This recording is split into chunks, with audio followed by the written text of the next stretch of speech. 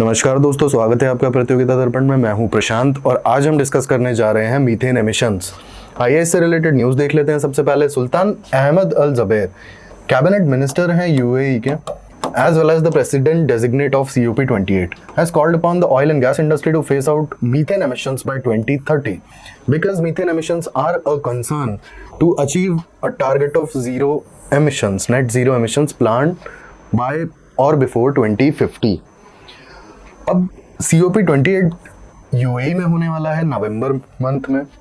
अब मीथेन के बारे में हम सबसे पहले देख लेते हैं। ये एक हाइड्रोकार्बन है, कुछ इस तरीके से इसके हाइड्रोजन के साथ में बॉन्ड्स बने होते हैं, एक carbon atom as well as 4 hydrogen के एटम्स। फ्लेमेबल है, फ्यूल की तरह यूज होता है, ग्रीन हाउस गैस है और global warming potential carbon dioxide से बहुत ही ज्यादा है।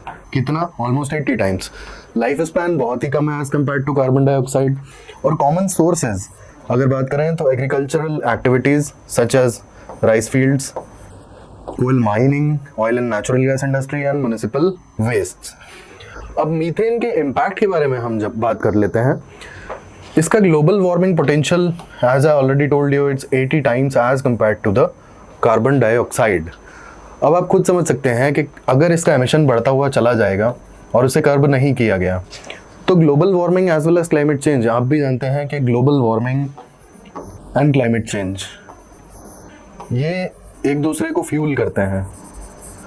Due to global warming climate change is happening and due to like its result and due to methane emissions and much other emissions, many more emissions, global warming is happening apart from deforestation and other issues and other reasons I mean।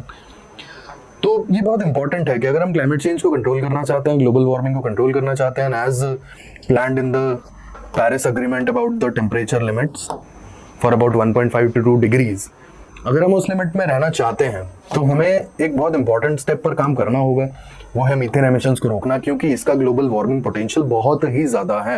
It is a green house gas. Secondly अगर हम बात करें, methane is responsible for 30% of the global temperature rise since industrial revolution. अब आप खुद समझ सकते होंगे कि इसका ग्लोबल वार्मिंग पोटेंशियल इतना ज्यादा है, इसके अलावा इसके एमिशंस पर भी कोई कंट्रोल नहीं किया गया और इसके एमिशंस ईयर बाय ईयर बढ़ते ही चले गए, बढ़ते चले गए। तो this is the reason, this is the result कि 30% जो टेम्परेचर राइज हुआ है उसके लिए सिर्फ और सिर्फ मीथेन रिस्पॉन्सिबल है। Lastly it also promotes tropospheric ozone. अब ट्रोपोस्फेरिक ओजोन बेसिकली आपका जो ग्राउंड लेवल ओजोन है वो कैसे बनता है? Volatile organic compounds plus nitrogen oxides in the presence of heat and sunlight gives you ground level ozone. अब यहां पे जो ये VOC है ना, यहां पे मीथेन का रोल आता है। इथेन, मीथेन, जितने भी वॉलेटाइल ऑर्गेनिक कंपाउंड्स हैं, मैनमेड भी होते हैं, anthropogenic as well as natural भी होते हैं, तो methane is among one of them. That's how methane do promotes tropospheric ozone. आइए एनर्जी ट्रांजिशंस की बात कर लेते हैं। जैसा कि हमने शुरुआती स्टेटमेंट में पढ़ा था कि ऑयल एंड एनर्जी सेक्टर या ऑयल एंड एनर्जी इंडस्ट्री को मीथेन एमिशन के कर्ब करने के लिए कहा गया है। तो अब यहाँ पे हम एनर्जी ट्रांजिशंस को लेकर के अगर बात करें तो फॉसिल फ्यूल्स का जो रोल है, सबसे पहला रोल उनका ट्रांजिशनरी रोल हो सकता है। हमारा जो ट्रांजिशन होगा रिन्यूएबल एनर्जी या फिर क्लीन फ्यूल की तरफ, उसमें फॉसिल फ्यूल्स एक ट्रांजिशनरी रोल प्ले कर सकते हैं क्योंकि रेडिली अवेलेबल है, इजीली अवेलेबल है, डिस्ट्रीब्यूशन सिस्टम बहुत ही प्यारा बना हुआ है, पेट्रोल पंप से लेकर के और गैस लाइंस बहुत इजीली डिस्ट्रीब्यूशन है। तो जब तक हम टोटली रिन्यूएबल एनर्जी और क्लीन फ्यूल पे मूव नहीं कर जाते, तब तक के लिए fossil fuels transitionary role play कर सकते हैं। सेकेंडली अगर हम बात करें तो ये एक ब्रिज फ्यूल का काम कर सकते हैं। जब तक हमें ऑल्टरनेट सोर्सेज अच्छे नहीं मिल जाते हैं, तब तक के लिए हम इन्हें यूज़ करेंगे। स्टेबिलिटी इनके सप्लाई में अगर देखी जाए तो हाल फिलहाल में प्रोडक्शन ठीक ठाक है फॉसिल फ्यूल्स का, बहुत ज़्यादा सप्लाई क्राइसिस नहीं है। As I already told you, infrastructure बहुत ही अच्छा है, सप्लाई रिलेटेड इंफ्रास्ट्रक्चर, जिसके कारण से डिस्ट्रीब्यूशन में कोई इश्यूज नहीं आते हैं। इसके बाद रिफाइनरीज बहुत सारी इस्टेब्लिश्ड हैं, अधिकतर पोर्ट्स पर रिफाइनरीज इस्टेब्लिश्ड हैं। तो जिससे क्रूड ऑयल का ट्रांसफर और उसकी रिफाइनिंग में कोई इशू नहीं आते हैं और इजीली डिस्ट्रीब्यूट हो जाता है through pipelines and like rails as well as the tankers. Then carbon intensity reduction. अब carbon intensity reduction is basically, जैसे एग्जाम्पल के लिए यहाँ पे हमारा Bharat standard 6 somehow it is designed to reduce the emissions through automobiles। ये किसका एक एग्जाम्पल है। Clean technologies can be used for the fossil fuels. तो ये हमने देखा कि किस तरीके से ट्रांजिशन में जब तक हम रिन्यूएबल एनर्जी या फिर क्लीन फ्यूल की तरफ टोटली मूव नहीं कर जाते तब तक हम फॉसिल फ्यूल्स को कैसे यूज कर सकते हैं और उनका क्या रोल होगा, ये हमने डिस्कस कर लिया। आइए अब हम देखते हैं डेवलपिंग नेशंस के साथ में क्या क्या इश्यूज आएंगे अगर हमें ये ट्रांजिशनरी रोल देखना है तो, बिकॉज ट्रांजिशन इजी तो नहीं होगा। Renewable energy as well as like for example electric vehicles की अगर हम बात करें या फिर सोलर पावर प्लांट्स की हम बात करें, तो इन चीज़ों के, इन दोनों टेक्नोलॉजीज के अंदर एक चीज़ कॉमन है अगर आप देखेंगे तो, द रिक्वायर्ड इंफ्रास्ट्रक्चर जो है वो टोटली नया है, उसे जीरो से स्टार्ट करना पड़ेगा आपको। भले ही वो इलेक्ट्रिक व्हीकल्स का मैन्युफैक्चरिंग प्लांट हो या फिर सोलर पावर पैनल्स का मैन्युफैक्चरिंग हो, either you will be dependent on import या फिर आप बहुत ही एक्सपेंसिव मैन्युफैक्चरिंग प्लांट्स लगाएंगे। तो आप देख सकते हैं कि ट्रांजिशन बहुत ईजी नहीं होगा क्योंकि बहुत सारी कंट्रीज़ के पास में अपने लोगों को सोशल सिक्योरिटी प्रोवाइड करने तक के फंड्स नहीं हैं और वो इतने महंगे और इतने एक्सपेंसिव मैन्युफैक्चरिंग प्लांट्स के लिए फंडिंग कैसे लाएंगे। ठीक है, क्योंकि बात यहाँ हम कर रहे हैं डेवलपिंग नेशंस की, उनके अपने ही इश्यूज़ हैं, क्लाइमेट चेंज से फाइट करना है उन्हें। इसके अलावा उनकी पॉपुलेशन जो है, अधिकतर डेवलपिंग नेशंस की पॉपुलेशन या तो बढ़ रही है या फिर ऑलमोस्ट स्टैग्नेशन पर है। डेवलप नेशन की तरह यहाँ पर या तो बिल्कुल स्टेबल पॉपुलेशन या फिर डिक्लाइनिंग पॉपुलेशन का कोई मतलब कंसेप्ट है नहीं। तो और सोशल सिक्योरिटी रिलेटेड इश्यूज भी आप देख सकते हैं, क्लाइमेट चेंज की वजह से फूड सिक्योरिटी, हेल्थ इश्यूज और बहुत सारी चीज़ें आ रही हैं। तो गवर्नमेंट्स के ऊपर वो भी बर्डन है कि अपनी पॉपुलेशन को किस तरीके से हेल्दी रखा जाए, किस तरीके से उन्हें प्रॉपर फूड सिक्योरिटी प्रोवाइड की जाए और साथ के साथ में डेवलपमेंट का भी काम किया जाए। तो ये तीनों चीज़ें बैलेंस करके चलना है उन्हें। डेवलपमेंट का बर्डन भी है और सोशल सिक्योरिटी प्रोवाइड करने की accountability as well as liability भी है। तो इसीलिए डेवलपिंग नेशंस का ये जो ट्रांजिशनरी फेस है ये बहुत ज़्यादा क्रिटिकल है। तो हम इसे डिस्कस कर लेते हैं कि इसमें क्या क्या किया जा सकता है। डेवलप्ड नेशंस या फिर जो इंटरनेशनल ऑर्गेनाइजेशंस हैं, for example world bank, IMF, वो फाइनेंशियल सपोर्ट प्रोवाइड कर सकती हैं। इसके बाद जितने भी डेवलप्ड नेशंस हैं वो टेक्नोलॉजी ट्रांसफ़र में हेल्प कर सकते हैं।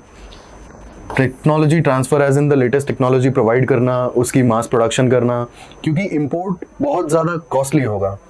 तो जब तक लोकल प्रोडक्शन नहीं होगा कंट्रीज़ के लिए वो चीज़ें एक्सपेंसिव ही होंगी। एग्जाम्पल के लिए आप सोलर पावर पैनल्स का एग्जाम्पल ले लीजिए। इंडिया इतने बड़े लेवल पे सोलर पावर के लिए प्रोग्राम चला रहा है, लेकिन फिर भी काफ़ी हद तक सोलर पावर पैनल्स जो हैं वो इम्पोर्ट होते हैं। तो ये एक एग्जाम्पल हो सकता है कि लोकल मैन्युफैक्चरिंग की जाएगी तभी लाइक इम्पोर्ट डिपेंडेंसी कम होगी, एज वेल एज वो एक्सपेंसिव भी नहीं होगा। Otherwise imports are too much expensive. Then capacity building, either for R&D और अबाउट द बेसिक इंफ्रा और about the green energy infra और स्किल्स। तो इन सब सेक्टर्स में capacity building. Then policy support, many countries can come together, they can define a policy, they can work together about the transition towards the clean fuel as well as green energy, renewable energy। तो governments can come together and एक policy बना सकते हैं, law बना सकते हैं जिस भी तरीके से, और एक दूसरे को सपोर्ट कर सकते हैं और अपने कंट्रीज में पॉलिसीज चला सकते हैं। एग्जाम्पल के लिए इंडिया का आप नेशनल सोलर मिशन देख लीजिए।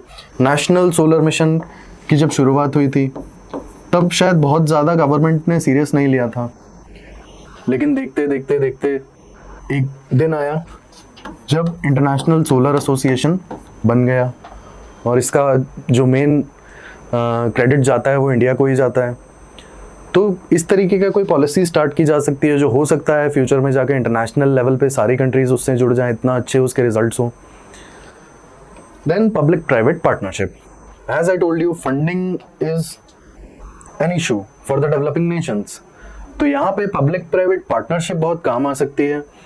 Private institutions, the industries can come forward for R&D as well as the initial funding for any under like होता है ना CSR एक्टिविटीज़ के थ्रू भी काफ़ी सारी चीज़ें फंड की जा सकती हैं। इसके अलावा R&D के लिए चीज़ें फंड की जा सकती हैं।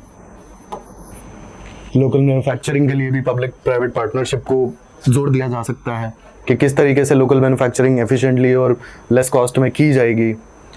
तो ये सारे बेनिफिट्स होंगे अगर डेवलपिंग नेशंस को ये सारा सपोर्ट प्रोवाइड किया जाएगा, तो obviously emissions cut down easy होंगे, थोड़ा उनका पाथ एक स्मूथ होगा और उन्हें बहुत ज़्यादा हर्डल्स नहीं फेस करने पड़ेंगे।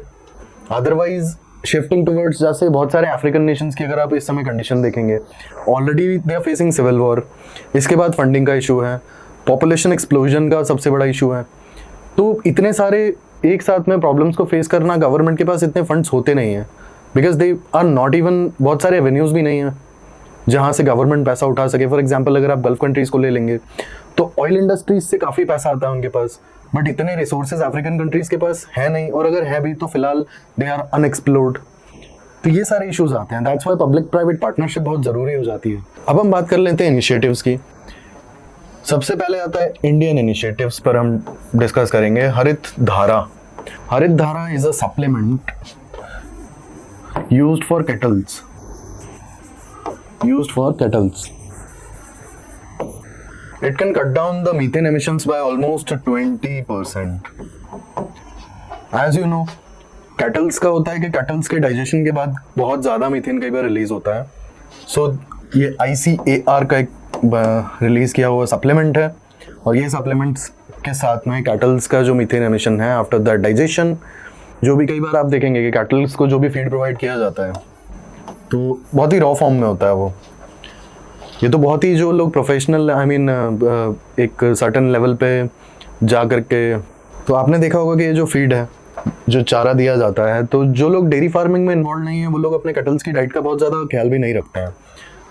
And as you know, cattles का जो भी डाइजेशन होता है, उनका जो सिस्टम है, तो उससे मीथेन रिलीज होता है, तो यहाँ पे ये फायदा हो सकता है। Then second point is India green house gas programme. ये सेकंड इनिशिएटिव है। ये initiative the energy and research institute as well as confederation of Indian industry, ये ऑर्गेनाइजेशंस इन्वॉल्व हैं manufacturing process as well as industries में जितना भी methane का production होता है as a like emission,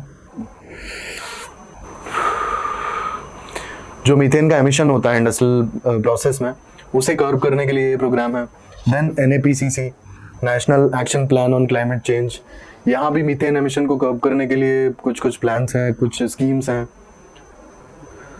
lastly Bharat stage 6 norms, ये हमने डिस्कस किया था। व्हीकल्स के जो एग्जॉस्ट हैं उससे जो एमिशन होता है उसे कर्व करने के लिए भारत स्टेज 6 में काफ़ी सारे स्टैंडर्ड सेट किए गए हैं। अब हम ग्लोबल प्रोग्राम्स की बात कर लेते हैं। First of all methane alert and response system. अब इस सिस्टम के वजह से, इस सिस्टम में जो प्लान है, सैटेलाइट से we can measure and detect the methane emissions. Secondly, global methane pledge to cut 30% of methane emissions.